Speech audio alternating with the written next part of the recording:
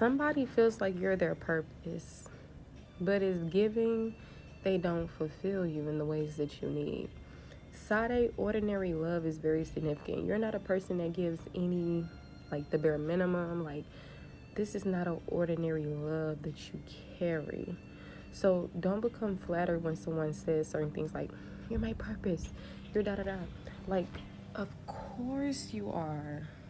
You would be like that for anybody who has eyes, who has a mind, because you're rare and amazing. This is somebody who is not your soulmate, okay?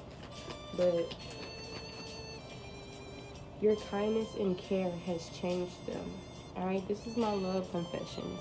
I don't know if this person has told you this or not, but truly they feel that your kindness and care has changed them. Like, they probably were this heartless, ruthless, unemotional individual until you came around. This person just wants to make you smile. But my thing is, that sounds cute, right? The gifts, the trying to go out of their way is sound cute, but this is not your soulmate. They're impersonating. They're keeping you from true love because they can't amount to that. Like, you can amount to that. They have a lot of growing, a lot of healing to do. And you've stuck around as long as you could. That's why you haven't been seeing any change, because apparently this person is not meant to do those things for you. It's somebody else who you probably haven't even met before. And if you did meet them, they never hurt you. Whoever this is, they miss you. They could miss how things used to be. They could, maybe this is someone who you cut off physically, or whatever the case may be, and they miss you. Now, this is not a message for you guys to go back to these individuals. This is a message of clarity, a message that you went through a lot of loss, hard times with this person and, like, with other people. But since we're talking about this individual, this person has literally helped you obtain wisdom as well, because of the trials and tribulations that you went through with this individual. So use your discernment when it comes to this person, because you're literally right on the money with it. You know what you're talking about, because guess what? Your experience with this person has led to this. This is not something that's, oh, the collective is still traumatized from the past, or no, absolutely not. I feel like you came into this connection not allowing your old wounds to bleed out onto this connection, because this person didn't show you any reason to do so. They didn't give you any reason to be skeptical. Maybe they did and you just ignored those red flags. But hey, you're honest, you're protective, you may have like a quirky trait. You may come off as this person that's hard on the outside but fuzzy on the inside, okay? Because you love deeply and you care, right? Apparently you can turn the most cruel person into a lover, right? Into a friend, into a person who wakes up from darkness and comes into light and love and nurturing, right? I feel like there was a lot of illusions or secrets that could have went on. Maybe this person kept things from you. Maybe you started even moving differently and started withholding things from this person because you realized that you probably were sleeping with the enemy. I feel like you worked on this so many times to the point to where you were dedicated, but you ended up having to put yourself first. So I feel like you ended a cycle in this connection. I feel like something was a pattern, but it's no longer a pattern. I feel like you really completed something. Okay? Yeah, you're surrendering. Okay? Because as many times as you kept trying not to walk away from this person, there was even times when you did walk away, but you went back every time. 2, 3, 4 on the clock. But I feel like you've learned your lesson and realized that this is not really helping you at all. You know? It's like trying to save someone from drowning, but they sink you down to the bottom right along with them. You know, sometimes you gotta love people from a distance.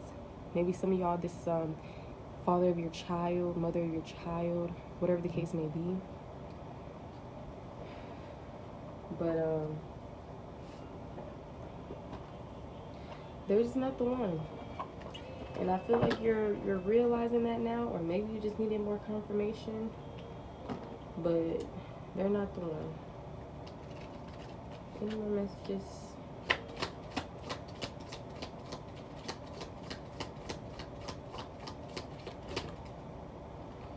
An older woman could be significant.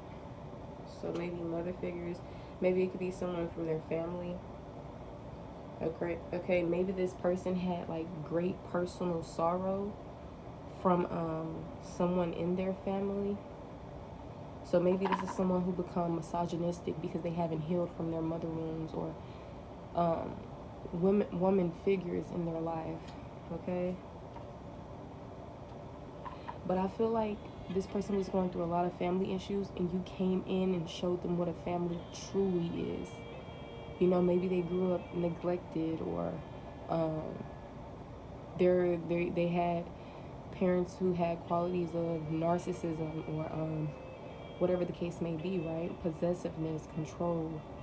And you showed them that's not what love is. What I give to you is what love is. But this person just can't understand that. Like, you're dealing with people who are grown. These people are not kids. So it's like you can't change this person because they've already come into the version of themselves that they are, you know? That's why I said you cannot feel that void for them. They have to actually heal. It has to be something tremendous that happens to them that causes some type of death and rebirth. But sadly, you can't do that type of work for them, and you're not going to be that for them. So why should you suffer, right? And keep trying and trying when the connection is clearly not working. All right? This could be somebody who was involved with the law, whether it's court situations, police. Maybe you guys both were, like, you put them on child support, or you called the police on them. Like, it all depends. Maybe it could have been from other people. Okay. I feel like when it came to this connection, you started having unclear thinking. Like, you had very muddled mentality, right? And this was a problem that really needed to be resolved. Like, this was something that was really interfering tremendously. And maybe sometimes you were going through a lot of things mentally that, you know, it was just a lot going on. Okay, but great happiness is here. Okay, a harp could be significant. You could be seeing harps. Let me see.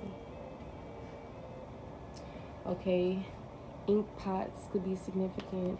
The forest or earth sign, Taurus, Capricorn, Virgo, could be significant. A seahorse, a wishing well, the gavel that the courts have. Maybe this was a connection that you cried a lot in, or teardrops could be significant. Maybe the tattoo of a teardrop. I don't know if I said seahorse already, but that could be significant. Even shows that had like seahorses in it, like Finding Nemo or whatever the case may be. But yeah, an older woman is very significant. Maybe like a grandmother. Okay, her mother. But yeah, you're receiving recognition. I feel like this person recognizes, angel number 901 on the clock. I feel like this person recognizes who you are, and that it's giving like fruit bearing. Like, you are literally worth so much, and you're very rare.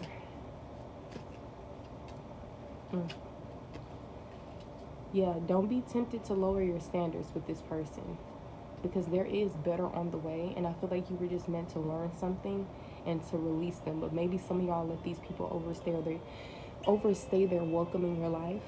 And, you know, God is not the one that tells you, yes, no, go this way.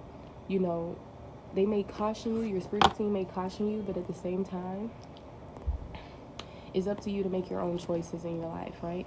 So I feel like it's up to you to, you know, not settle and move on to someone better.